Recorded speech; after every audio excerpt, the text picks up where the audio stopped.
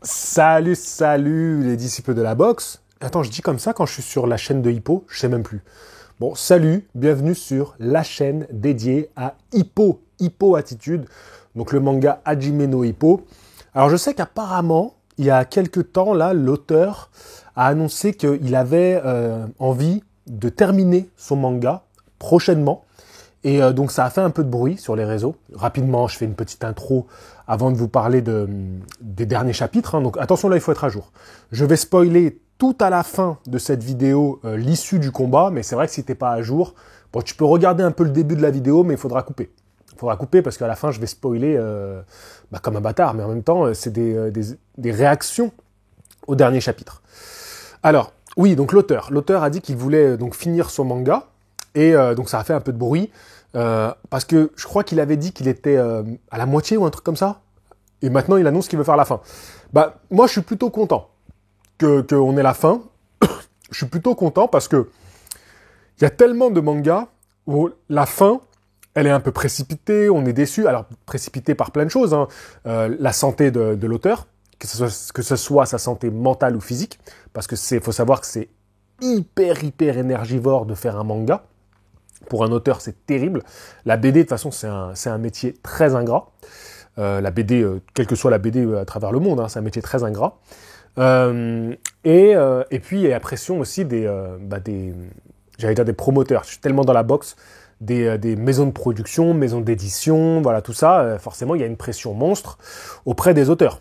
Eux, ils veulent qu'il y ait un roulement des mangas et que s'il y a une œuvre qui bat un peu de l'aile, il tue le canard, quoi. Le canard, il vole plus droit, il le tue directement. Eh oui, c'est comme ça, c'est terrible. C'est un peu le problème qu'on a eu avec Bleach. Hein. La fin de Bleach, c'était un peu dû à ça. Shaman King aussi, je crois que c'est... Enfin, il y a plein d'œuvres comme ça qui ont été un petit peu tuées dans l'œuf. Je sors des expressions comme ça, je suis en forme. Alors, du coup, moi je suis content, parce que j'aimerais bien qu'on connaisse la fin de cette histoire. J'ai envie de connaître la fin de cette histoire. Et puis, on verra bien ce que ça donne. Mais, même s'il abrège un peu, mais comment on est la fin, je serais content. Puis après, ça peut donner lieu à des suites plus tard. Hein. Pourquoi pas comme Boruto, le fils de Hippo qui va prendre la relève. Et ça a du sens, parce que les familles de boxeurs, c'est un classique. Donc en vrai, pourquoi pas. Petite gorgée de café pendant que vous réfléchissez à mes paroles ou que tu écris ton petit commentaire. Et on continue. Alors, je vais faire une review à partir du chapitre 1402, parce que j'avais fait une petite pause là. Donc c'était à peu près là où on s'était quitté. J'ai repris la lecture et donc je vais vous parler un peu du combat, de ce qui s'est passé, parce que là c'est devenu vraiment intéressant. Alors, et donc jusqu'au dernier chapitre, le 1410. Tu l'as vu dans le titre, donc il n'y a pas de feinte. Alors rapidement, Ricardo Martinez, il a reconnu que Wally était le boxeur le plus rapide qu'il ait affronté. Alors déjà ça, je trouve ça assez impressionnant. Santé. Je trouve ça assez impressionnant parce que il reconnaît une qualité exceptionnelle chez Wally. Donc de toute façon, Wally, il est prodigieux. Voilà, en fait, il est prodigieux en termes d'athlète. Après, en termes de boxeur, moins. Mais il est très surprenant et on voit que Ricardo, il a du mal à boxer contre lui. Et donc là, Wally, il va avoir une contrainte par rapport à sa stratégie de combat, c'est que l'arbitre va le reprendre et il dit, en fait, c'est un peu limité sa façon de combattre et donc on va lui demander de se calmer. Alors, c'est vrai que c'est un peu ambigu parce que on pourrait se dire, il fait ça pour avantager le champion, mais en même temps, c'est vrai que son attitude sur le ring, elle est limite. Elle est limite. Vous voyez, par exemple, un truc tout con, à l'époque, les boxeurs, ils se servaient beaucoup de leurs gants parce que le pouce n'était pas attaché au reste. Et donc, par exemple, Mohamed Ali, on le voyait beaucoup attraper ses adversaires là au niveau de la nuque pour les gêner, en fait. Chose, c'est beaucoup plus difficile de faire. Ou tu pouvais aussi, avec le pouce, mettre dans l'œil de ton adversaire. Enfin, tu pouvais. Non, tu pouvais pas. Tu n'avais pas le droit de le faire. Tu vois, mais c'est des choses qui arrivaient. Et donc, du coup, on a amélioré un peu le matériel pour que les boxeurs aient un peu moins de liberté. Voilà. Donc, c'est vrai qu'il y a des choses, l'arbitre, il doit un petit peu intervenir selon aussi son ressenti personnel. Il y a le chat qui est en train de rentrer dans un sac. Et du coup, voilà, c'est libre d'interprétation par rapport à l'arbitre. C'est lui qui décide un petit peu. Tu vois, s'il trouve qu'un boxeur abuse, c'est un peu lui qui va décider. Parfois, il y a des boxeurs des arbitres qui laissent faire vachement les boxeurs, et puis d'autres qui vont être beaucoup plus stricts. Voilà, ça dépend de l'appréciation de chacun. Donc l'arbitre va reprendre un peu Wally et va lui demander de moins utiliser les cordes pour se dépêtrer de situations qui sont dangereuses pour lui. Et donc là, Wally va décider de rester les pieds ancrés dans le sol et aller à l'affrontement. Ricardo, de son côté, décide de se reposer sur les fondamentaux. J'ai beaucoup aimé cette partie-là du combat, où on a un Ricardo qui décide de reprendre le contrôle du combat, mais en étant simple dans sa boxe. Simple, ça ne veut pas dire que c'est facile à exécuter. Une boxe simple, c'est une boxe qui se base sur les coups primaires de la boxe, mais ça ne veut pas dire pour autant que c'est facile à exécuter et qu'on peut plus ou moins bien les exécuter. N'importe qui, tu peux lui apprendre en une après-midi à faire les coups de la boxe anglaise.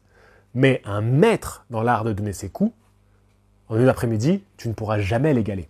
Et j'ai eu une pensée pour Miguel Cotto. Miguel Cotto, c'est un boxeur que j'aime énormément, qui a affronté les meilleurs, et lui, c'est le boxeur qui vraiment boxe sur les fondamentaux. Il n'y a pas un style Miguel Cotto. Tu peux pas dire, ouais, le style de Miguel, moi j'aimais beaucoup. Non, c'est vraiment un boxeur, c'est du basique, c'est simple, c'est efficace, c'est la boxe pure. J'ai beaucoup aimé cette partie du combat où Ricardo Martinez va se reposer sur ses fondamentaux pour mettre en difficulté Wally et ça fonctionne très très bien. Ça fonctionne très très bien et c'est comme ça qu'il reprend le contrôle sur son adversaire. Wally va aller au tapis, il va se relever et il va reprendre de plus belle le combat. Finalement, Wally commence à craquer, mais il va tout donner. Là, il y a un message que Wally a transmis à Hippo pour que Hippo le transmette à Sando. Et ce message, il est assez énigmatique. Hippo va dire, et c'est au moment le plus crucial du combat, la suite dépend de toi. Donc Hippo dit ça à Sando. Et là, on va voir que Wally, il semblerait qu'il va faire le smash. Le smash, donc le coup de Sando, qui est une sorte de coup un peu hybride qui va se situer entre l'uppercut et le crochet. Voilà, c'est une sorte d'uppercut qui vient un peu comme une sorte presque de gazelle punch, mais qui vient de plus bas. Voilà, une sorte de coup qui est dévastateur, hein, c'est vrai, et qui est assez risqué à faire. Et parce que tu viens mettre tout le poids de ton corps avec une rotation des jambes, vraiment un superbe coup. Donc il va tenter cette attaque-là. Ah, quel bonheur de boire un café. Je devrais plus en boire. Je ne sais pas bien ce que je fais. Là, j'ai un peu craqué cette semaine, mais bon, tu t'en fous, c'est pas ton problème. Je sais même pas pourquoi je parle de ça. Surtout que la vidéo, je la mets en brut comme ça, donc il ne faut pas que je m'éparpille. Alors, là, à ce moment-là, donc il fait cette attaque. Donc il y a un moment de suspense. Et donc, le chapitre suivant, c'est le dernier chapitre. Donc il tente l'attaque, il va la louper de peu. On va voir que la lèvre ou le nez saigne de Ricardo, qui va esquiver. Là, il y a un sourire chez Ricardo. Donc ça y est, il sait qu'il peut l'atteindre. Alors, si j'ai bien compris les planches, il le touche une première fois. Wally l'encaisse, remet.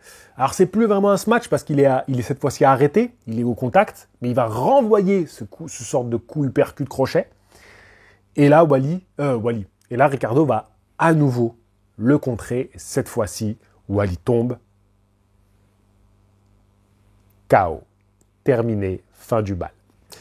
J'ai bien aimé ce combat. J'ai beaucoup aimé ce combat. Moi, je crains pas le personnage de Wally, même si quand il est apparu, ça m'a fait un petit peu décrocher de Hippo. Je dois le reconnaître.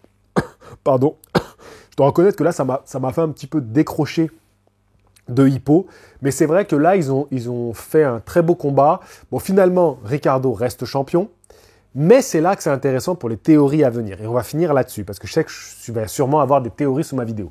Les théories à venir, c'est que est-ce que ce match va montrer que la clé Sando l'aura, ou est-ce que c'est le Dempsey Roll qui sera la clé? C'est l'un ou l'autre.